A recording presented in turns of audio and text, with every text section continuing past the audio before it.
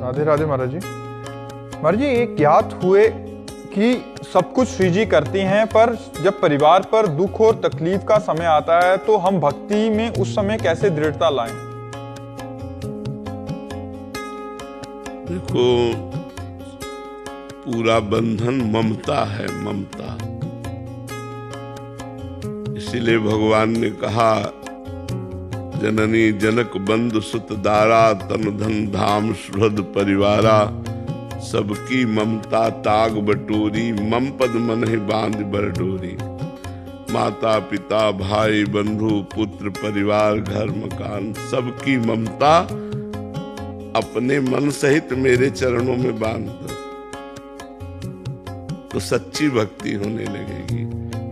अभी भगवान की शरणागति पुष्ट नहीं हुई, अभी ममता परिवार में है। तो जब सुख हुआ तो लगता है भगवान की कृपा है, और जब दुख हुआ तो लगता है कि क्या है ये, कौन सी बात है। लेकिन भगवान सुख और दुख दोनों रूप में कृपा ही देते हैं, क्योंकि हमारे किसी पाप कर्म का फल ही दुख है। भगवान मंगल भवन सुख सिंधु है, वो कभी किसी को दुख नहीं देते। पर हमारे कर्म पीछे जो दुख वाले हुए हैं उनको भोगेगा कौन? हम ही को तो भोगना पड़ेगा। अवश्य में भोक्तव्यम कृतम कर्म शुभाशुभम, शुभ और अशुभ कर्म अवश्य भोगने पड़ेंगे। तो शुभ का फल है सुख और अशुभ का फल है दुख। चाहते हो सुख और करते हो पाप, तो दुख तो भोगना पड़ेगा। अब देखो, जो कानून है वो कानून है, उसे कोई काट नहीं सकता।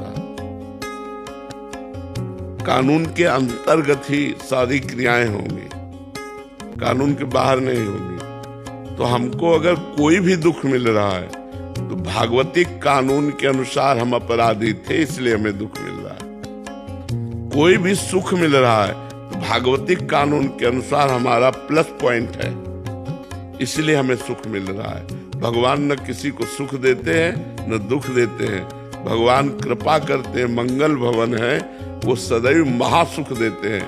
तो अभी हमने भगवान की कोई भक्ति थोड़ी की है, छोटी मोटी पूजा भक्ति करते हैं, और अनुकूलता आती तो कृपा मनाते हैं, और प्रतिकूलता आती तो दुख मनाते हैं। नहीं, अनुकूलता प्रतिकूलता हमारे कर्मों का फल है। भगवान तो कृपा सिंधु है। जैसे कोई भी पिता अपने बेटे को दुख नहीं देना चाहता। मानो पिता डीएम हो और लड़का क्रिमिनल कार्य कर दे, क्राइम कर दे, अपराध कर दे, और वो पुष्ट हो गया है। अब क्या डीएम उसे बचा लेगा? वो भी कानून का अधिकारी है, लेकिन जब अपराधी सिद्ध हो गया तो फिर नहीं बचा सकता।